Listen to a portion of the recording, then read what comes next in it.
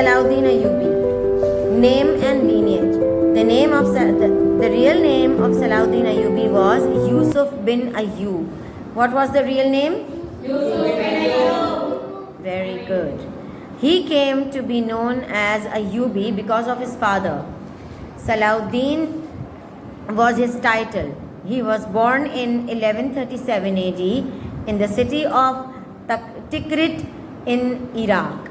ये टिकरिट जो एक जगह थी उधर पैदा हुए थे, ठीक है। और इनको अयूबी उनके वालिद की वजह से कहा जाता था। या I think so.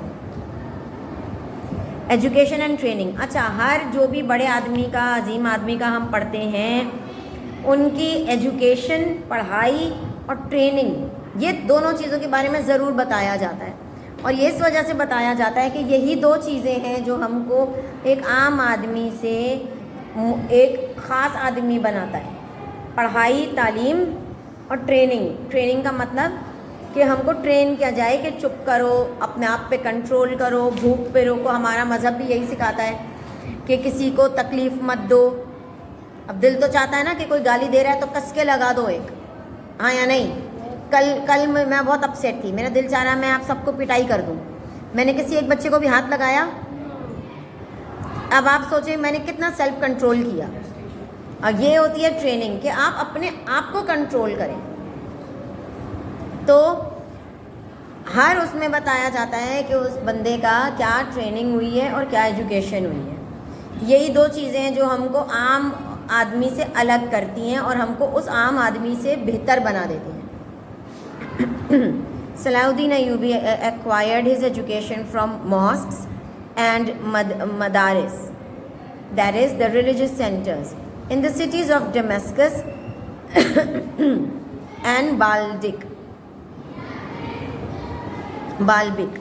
During this period, the Christian crusaders occupied Jerusalem and massacred the Muslims. इनके उस पीरियड में, उन टाइम पे क्रिश्चियंस जो थे वो आए, उन्होंने जेरूसलम का पर कब्ज़ा किया और उन्होंने मुसलमानों को मारना शुरू कर दिया। Consequently, hatred and anger against the Christian crusaders became common in the hearts of Muslims. मुसलमानों को क्रिश्चियंस से नफ़रत हो गई, उनका दिल जो है ना क्रिश्चियंस से ख़राब हो गया। क्रिश्चियनिटी क्रिश्चियंस के ऊपर कौन से नबी आए थे?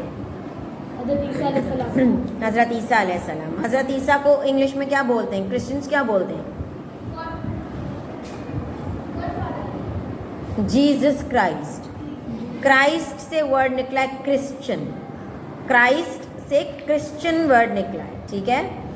तो ये हालांकि वो अहले किताब हैं। अहले किताब का मतलब वो भी हमारे ऐसे भाई हैं जिन पर अल्लाह ताला ने अपनी एक किताब नाजिल की। कौन सी किताब नाजिल हुई थी क्रिश्चियंस पे? हज़रत ईसा के ऊपर कौन सी किताब नाजिल हुई थी? इंजील। इंजील को इंग्लिश में क्या कहते हैं? बाइबल जी। और ज़बूर किस पे नाजिल हुई थी?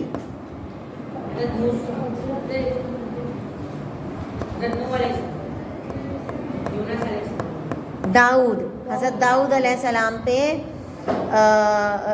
ज़बूर नाजिल हुई थी, ठीक है। अच्छा जी। As a result of this hatred, the determination to liberate Jerusalem turned the life of Sultan Salahuddin. He received his military training from his father and his uncle Asadullah Sher Koh. इनकी military की training हुई थी। Military समझते हैं ना? Military की training हुई थी। उनके अब्बू ने मिलिट्री की ट्रेनिंग करी जी, फौजी की training. A famous army general, ठीक है। ये लोग, इनके जो कज़न वो अंकल थे वो आर्मी के जनरल थे, उन्होंने इनकी फ़ौजी की ट्रेनिंग की। Afterwards he spent his entire life in जिहाद एज अ सोल्जर एंड मुजाहिद। अब देखो, उन्होंने सिर्फ इस चीज़ पे आके रुक नहीं गए थे कि मेरी तो ट्रेनिंग हो चुकी है, मैं फ़ौजी हूँ तो बस अब आगे मुझे कुछ नहीं करना, ऐसा कुछ नहीं किया। वो पढ़ते गए, बड़े और अजीम इंसानों में ये ख़ास बात होती है कि वो पढ़ते जाते हैं, आगे बढ़ते जाते हैं, ठीक है। इन 1169 AD असदुल्ला शेर को took Salahuddin to Egypt with him. Asadullah शेर को कौन थे? असदुल्ला शेर को कौन थे? उनके अंकल थे, यस। और वो उनको लेकर गए इजिप्ट। वेयर इजिप्ट, मिस्र। इजिप्ट एक मुल्क है, आपने देखे ट्रायंगल बने बने होते हैं बड़े बड़े से, वो इजिप्ट है। वहाँ Egypt was ruled by Feroz. Feroz को उर्दू में क्या बोलेंगे? हज़रत मूसा के जो थे ना दुश्मन, क्या बोलते थे उसको? फ़िरौन। वो फ़िरौन हुकूमत करते थे इजिप्ट पे, ठीक है। तो वो उनको अपने साथ इजिप्ट ले गए। आफ्टरवर्ड्स, अच्छा, where Fatimid caliphate appointed Asadullah शेर को as the minister and commander in chief. वहाँ पे वो उनकी तालीम देखकर और उनकी मिलिट्री की ट्रेनिंग देखकर उनको मिनिस्टर और कमांडर इन चीफ बना दिया गया। 2 months after the death of Asadullah शेर को, Salahuddin was appointed as the minister in the place of him. जब उनके चाचा का या अंकल का इंतकाल हुआ तो उनको वो बना दिया गया, उनको मिनिस्टर बना दिया गया उनकी जगह पे। In 1947, after the death of Nuruddin Mahmud, the ruler of Syria, his 11-year-old son Malik al-Saleh was succeeded on the throne. अच्छा, फिर क्या हुआ कि 1974 में नूरुद्दीन महमूद का जो सीरिया भी एक मुल्क है, सीरिया का बादशाह था या रूलर था, वो उसका इंतकाल हुआ तो उसका जो बेटा था अभी वो 11 साल का था। बादशाहत में ये होता है कि जो बादशाह होता है अगर वो मर जाए तो उसका बेटा आता है, ठीक है, और कोई नहीं आ सकता, उसका खून ही आएगा, बेटा ही आएगा। और अगर बेटी हुई तो बेटी आएगी आगे, बड़ी जो बेटी है, हाँ, उसका ब्लड होना चाहिए। अच्छा, मतलब उसकी औलाद होनी चाहिए। अब देखें, जैसे अभी जो ब्रिटेन में क्वीन एलिज़ाबेथ मरी है, क्वीन एलिज़ाबेथ जब मरी है तो ये जो प्रिंस चार्ल्स था ये कितना बूढ़ा था? 70 साल का था जब उसकी माँ मरी है। तो अब वो किंग चार्ल्स बना है। अब किंग चार्ल्स के बाद अब कौन बनेगा? उसका जो बड़ा बेटा है विलियम, वो बनेगा। ये ब्रिटेन में है। और क्वीन एलिज़ाबेथ की जो फादर थे उनकी ये बड़ी बेटी थी। तो इसलिए जब क्वीन एलिज़ाबेथ 16 या 15 साल की थी जब उसका बाप मर गया था, तो वो 15-16 साल में ही क्वीन बन गई थी। लंदन जी, इंग्लैंड है जहाँ पे लंदन है, वहाँ पे है ये। वहाँ पर अभी भी बादशाहों का ज़माना, वहाँ पे दोनों है, बादशाहत भी है और डेमोक्रेसी भी है। यहाँ भी होता है। The Christian Crusaders wanted to take advantage of Malik al-Saleh misdeeds and अच्छा, वो 11 साल का था, उसको बादशाह बना दिया गया। तो अब वो छोटा था, उसको तो आता कुछ नहीं था, ठीक है। तो उसकी जो गलतियाँ होती थी वो क्रिश्चियंस जो थे ना वो उसका फ़ायदा उठाते थे, उसको बेवकूफ़ बना लेते थे, गलत फैसला करवा लेते थे उससे, और फिर वो उसका फ़ायदा उठाते थे। Keeping this in view, Salahuddin Ayyubi advance towards Syria and strengthen his grip on Syria. Salahuddin Ayyubi को ये अंदाज़ा हुआ ना कि वो तो 11 साल का बादशाह है, तो वो ख़ुद सीरिया गए और वहाँ पे अपनी ना गिरफ्त बढ़ा ली। He did not overthrow Malik al-Saleh but let him stay in the power. उन्होंने वहाँ पे ना हुक्मरानी शुरू कर दी, मगर बादशाह से उसको नहीं हटाया। उसको भले बादशाह बनने दिया, मगर कुछ फैसले जो ज़रूरी फैसले थे वो ख़ुद लेने शुरू करे। What's so funny? Is everything okay?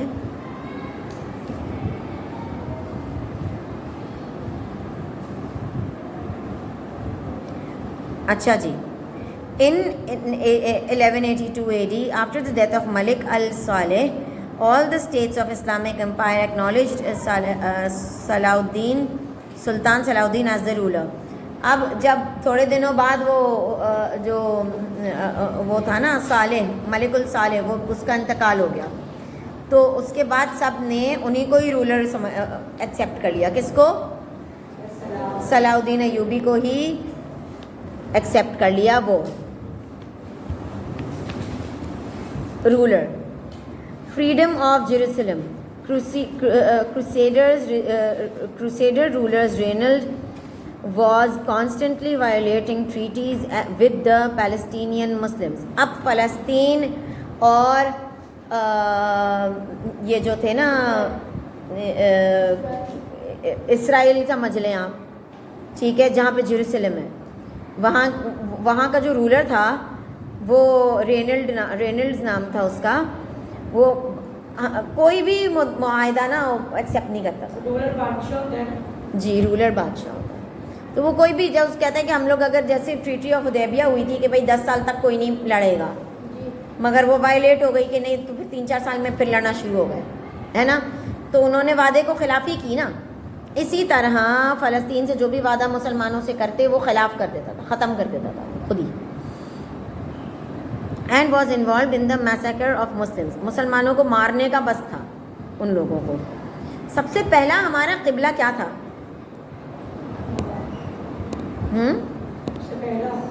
सबसे पहला क़िबला, क़िबला क्या होता है? जिसकी तरफ हम मुंह करके नमाज पढ़ते हैं। जी, काबा। सबसे पहला क़िबला कौन सा था? गलत बता दें। नहीं, खाना काबा से पहले नहीं, ये था जेरूसलम था पहला क़िबला। तो क्या हुआ कि एक दफ़ा प्यारे नबी नमाज़ पढ़ा रहे थे मस्जिद क़िबलतैन में, तो वहाँ पर हुक्म आया तो उन्होंने अपना रुख, प्यारे नबी ने पढ़ाते पढ़ाते ना अपना रुख चेंज कर लिया, काबे की तरफ कर लिया। सब ने अपना रुख वहीं कर लिया जहाँ प्यारे नबी कर रहे थे। तो फिर पता चला कि अब हमारा क़िबला चेंज हो गया, ठीक है। जेरूसलम में नहीं, पहले जेरूसलम ना फ़लस्तीन में था, फिर अब उन्होंने कब्ज़ा कर लिया ना उस पर। किसने? इसराइल। मैं आपको इसमें मोबाइल में तस्वीरें भी दिखा दूँगी, ठीक है। मस्जिद रक़सा दूसरी है। नहीं, नो, इसके बारे में बाद में बात कर लें, या भी करनी है बात? यस। अच्छा जी, Salahuddin Ayubi march towards Palestine in the order to liberate Palestine Muslims from Christian crusaders. Salahuddin Ayubi ने जब देखा ना कि भाई मुसलमानों को तो मारा जा रहा है बहुत फ़लस्तीन के, तो सलाउद्दीन अयूबी जो है वो फ़लस्तीन की तरफ चलना शुरू हुए अपने फ़ौजी लेके। The crusaders gathered forces from all over Europe. ये वही है, क्रूसेडर्स को कहा गया है इसराइलियों का नाम क्रूसेडर्स दिया हुआ है। और ये आए थे और ये बढ़े, इन्होंने ना पूरा यूरोप अपने हाथ में ले लिया। उन्होंने कहा भाई हमारे ऊपर वो हो रहा है, जुल्म हो रहा है, तो यूरोप वालों ने उनका साथ दे दिया। The famous British commander chief Richard, who was famous as a Lionheart, also attended. In 1187 AD, a great war took place in the conquest of Jerusalem. अब एक बहुत बड़ी जंग शुरू हुई 1187 में जेरूसलम को लेने के लिए, which is known as the Third Crusade War. इसको कहा जाता है Third Crusade War.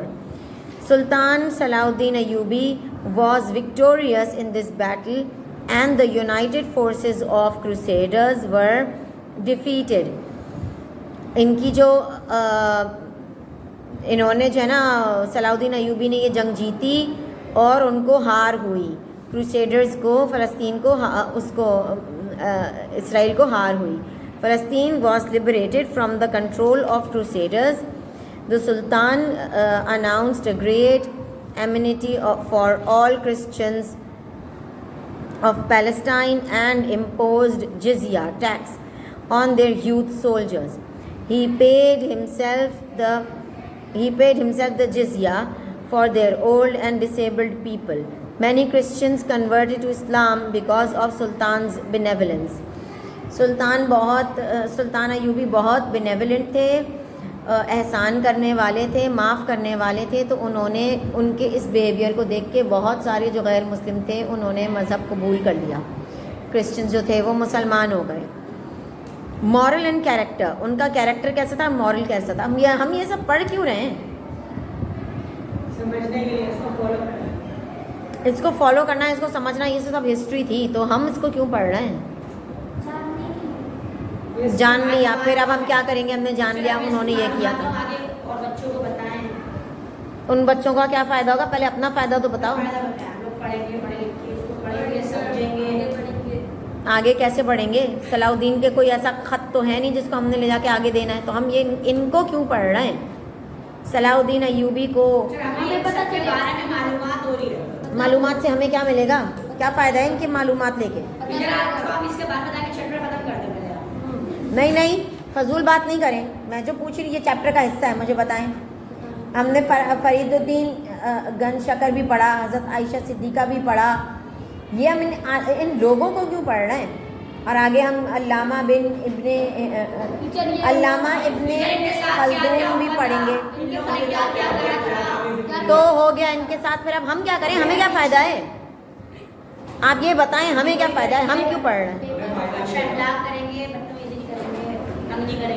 तो उनको पढ़ने का क्या फ़ायदा है? इनको पढ़ने का क्या फ़ायदा है? इनको पढ़ने का ये फ़ायदा है कि हम ये देखेंगे कि हज़रत सलाउद्दीन अयूबी ने क्या किया था, उनका नाम हमने बुकों में क्यों आया हुआ है, क्या किया इन्होंने ऐसा। तो उनका भी जिक्र अब हम ज्वाइन करेंगे ना, डॉट्स को हम ज्वाइन करेंगे। जैसे इनके बारे में भी तालीम इनकी इतनी है, इसलिए आज उनके मरने के बाद भी वो नस्ल जिन्होंने उनको शक्ल नहीं देखी, जो उनको जानते नहीं हैं, वो उनके बारे में पढ़ रहे हैं। क्यों? क्योंकि वो खुद इतने पढ़े लिखे थे, इतने हार्ड वर्किंग थे, तो वो इस लेवल तक पहुँचे हैं कि उनका नाम किताबों में आया। अब इससे हमारा क्या फ़ायदा है? कि हम भी पढ़ करके आगे बढ़ सकते हैं। कि हमको ये रास्ता इनडायरेक्टली बताया जा रहा है कि आगे बढ़ने का और सक्सेस लेने का और कामयाब होने का रास्ता एक ही है। क्या है? पढ़ना, तालीम हासिल करो और सेल्फ कंट्रोल करो। मारो, आपको किसी पे गुस्सा आ रहा है, आप बर्दाश्त करो। और ये सब हमारा दीन हमको घर में बचपन से हमको सिखाया जा रहा है कि बर्दाश्त करो, सब्र करो। जी, हमने एक बार पढ़ा, उसका आपका नाम भी है, आपने बोला था। अच्छा, शुक्रिया, गुड। गुड। अच्छा जी, अब उनका हम पढ़ेंगे मॉरल एंड कैरेक्टर, कि उनका कैरेक्टर, किरदार कैसा था। क्यों हमने भी अपना किरदार अब ऐसे बनाना है, ठीक है, ताकि हम भी कुछ थोड़ा बेहतर लोगों में शामिल हों। Sultan Ayubi was not only a great conqueror and general but also a good administrator. वो एक बहुत अच्छे एडमिनिस्ट्रेटर भी थे, लोगों को मैनेज कर लेते थे, चीज़ों को मैनेज करते थे, प्रॉब्लम को सॉल्व करते थे। He made the expanded empire from Egypt to Palestine. नहीं, इजिप्ट अलग मुल्क है, पैलेस्टाइन अलग मुल्क है। A welfare state. He gave away all his wealth to help poor and needy. उन्होंने अपने सारा जो माल था, दौलत थी, वो सब किसको दे दी? पुअर एंड नीडी को। किसको दे दी? पुअर एंड नीडी का क्या मतलब है? कि जो गरीब था, गरीब और ज़रूरतमंद, जरूरतमंद। ठीक है ना। अब हम अपनी चीज़ लेते हैं जाके, हम किसको देते हैं? कोई चीज़ देते हैं हम अपनी किसी को? नहीं, हम अपनी चीज़ कोई नहीं देते। और ये क्या, इन्होंने अपनी सारी दौलत, इन्होंने सारी दौलत गरीबों को और ज़रूरतमंदों को दे दी। He spent his life very simply. उन्होंने अपनी ज़िंदगी बहुत सादगी से गुजारी। That is why even though he was a sultan, he never had a rate of ज़कात, उनको कभी ज़कात उन पर पड़ी ही नहीं। क्यों नहीं पड़ी उन पे ज़कात? वो इतना सब दे देते हैं। उनके पास अपने पास कुछ था ही नहीं। ज़कात तो उनके लिए होती है ना, जो सोना चांदी माल दौलत ये सब उनके पास हो तो उस पर ज़कात बनती है। जिसके पास ये हो ही नहीं हो वो ज़कात थोड़ी देगा, उसके पास तो है ही नहीं, तो उनके पास था ही नहीं, क्योंकि वो जिनके पास जो आता था वो दे देते थे। ये उन्होंने कहाँ से सीखा है कि जो आ जाए? ये मैंने भी सुना है कहीं कि कोई और भी थे जिनके पास जो आता था वो गरीबों में दे देते थे।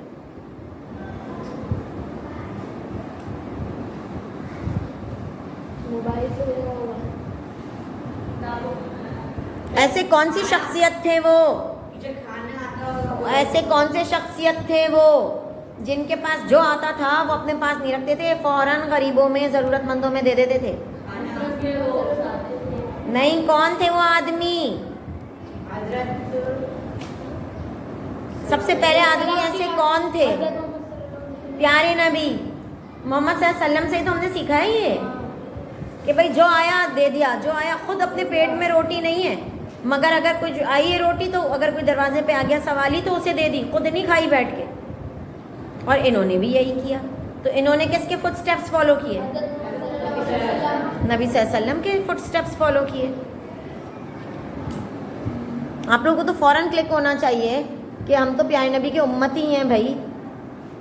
जब प्यारे नबी की जान निकल रही थी तो प्यारे नबी ने हज़रत इज़राइल को पूछा कि भाई तुम इतनी तकलीफ़ से क्या मेरे उम्मतियों की भी जान लोगे? तो उन्होंने कहा कि जी, आपकी तो फिर मैं बहुत प्यार से निकाल रहा हूँ। तो उन्होंने कहा कि नहीं, तुम मेरी उम्मतियों का मतलब मेरा आपका इन लोगों को जो तकलीफ़ होगी वो सारी मुझे दे दो, मगर उनको कोई तकलीफ़ मत देना। ऐसा कौन होगा?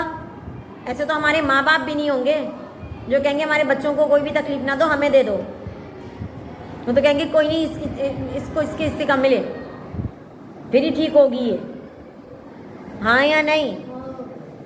तो हमारे नबी, हम इतने खुश नसीब हैं कि हमारे नबी ने ये नहीं कहा देखो कि मुसलमान होगा तो उसको तकलीफ़ मत देना। उन्होंने कहा नहीं, मेरे उम्मत मेरे जो फॉलोअर्स हैं उनको कोई तकलीफ़ नहीं। उन्होंने ये कहा ही नहीं कि मुसलमान हो।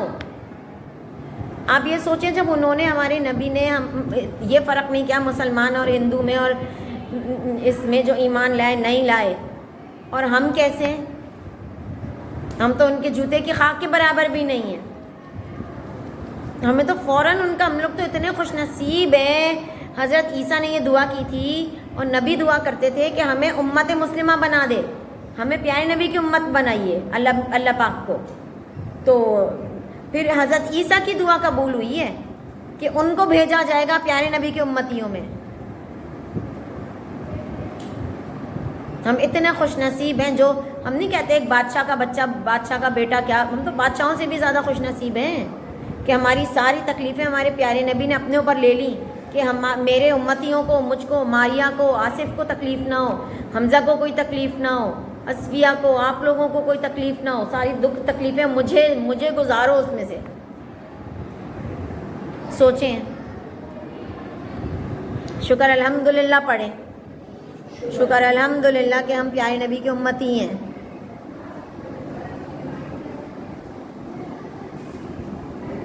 ही इस्टेब्लिश न्यूमरस हॉस्पिटल्स, लाइब्रेरीज़। उन्होंने बहुत सारी लाइब्रेरी बनाई, हॉस्पिटल बनाए, रहने के कमरे बनाए लोगों के लिए, एजुकेशन के स्कूल बनाए। Some traces of which are still found today. कुछ उनके जो टूटे फूटे जो बिल्डिंगें रह गई हैं वो अब भी हमको नज़र आती हैं। He was a man of high morals and character. बहुत हाई मॉरल, फजूल बातों पे हंसना, फजूल ओए ओए करना, बहुत नॉनसेंस बातें होती हैं ये, और उन्होंने कभी भी ये नहीं किया। वो इन चीज़ों से परे थे, बहुत ऊंचे थे। When an enemy like Richard became ill, he went to visit him. जब रिचर्ड, जिससे दुश्मनी चल रही थी, जो मुसलमानों को मार रहा था, वो जब बीमार हुआ तो आप जो हैं हज़रत सलाउद्दीन अय्यूबी उनसे अयादत करने गए। फिर क्लिक हुआ मुझे, कौन गया था अयादत करने के लिए अपने दुश्मनों की? हज़रत मोहम्मद सल्लल्लाहु अलैहि वसल्लम अपने दुश्मनों की भी अयादत करने जाते थे। तो इन्होंने हज़रत सलाउद्दीन अय्यूबी ने उनको फॉलो किया और आज हम उनको पढ़ रहे हैं। मतलब ये है कि अगर हम भी प्यारे नबी को फॉलो करेंगे तो हम भी बहुत अजीम इंसान बनेंगे, क्योंकि प्यारे नबी ने कभी किसी में फ़र्क तो किया नहीं, मुसलमान और हिंदू में भी फ़र्क नहीं किया। तो सोचो कितने अजीम आदमी हैं वो। तो हम भी अगर उनको फॉलो करेंगे तो हम भी बहुत अजीम इंसानों में शामिल होंगे इंशाल्लाह। These are the morals due to which the public loved him immensely. Public जो थी ना, हर कोई पब्लिक में हर कोई सलाउद्दीन अय्यूबी को प्यार करता था, बहुत पसंद करता था। And even his enemies respected, उनके दुश्मन भी उनकी बहुत इज्जत करते थे। The greatest conqueror general and the best leader of the world died of fever in 1893 AD। अच्छा, उनका इंतकाल हुआ बुखार से, बहुत तेज़ बुखार हुआ। फिर क्लिक हुआ मुझे, बुखार किसको हुआ था बहुत तेज़? हज़रत मोहम्मद सल्लल्लाहु अलैहि वसल्लम को बहुत तेज़ बुखार था आखिरी दिनों में उनके, और इनकी उम्र थी 56। प्यारे नबी की क्या उम्र थी? प्यारे नबी की 63। प्यारे नबी की उम्र क्या थी जब उनका इंतकाल हुआ था? और प्यारे नबी की क्या उम्र थी जब उनको नबूवत मिली थी?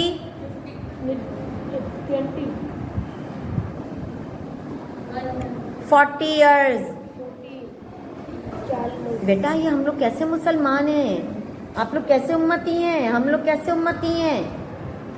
प्यारे नबी की क्या उम्र थी जब उनकी हज़रत खतीजा से शादी हुई थी?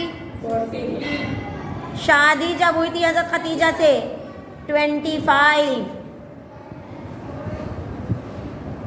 अच्छा, ये इनकी उम्र थी 56 और इनका इंतकाल दमस्कस में हुआ at the time of his death.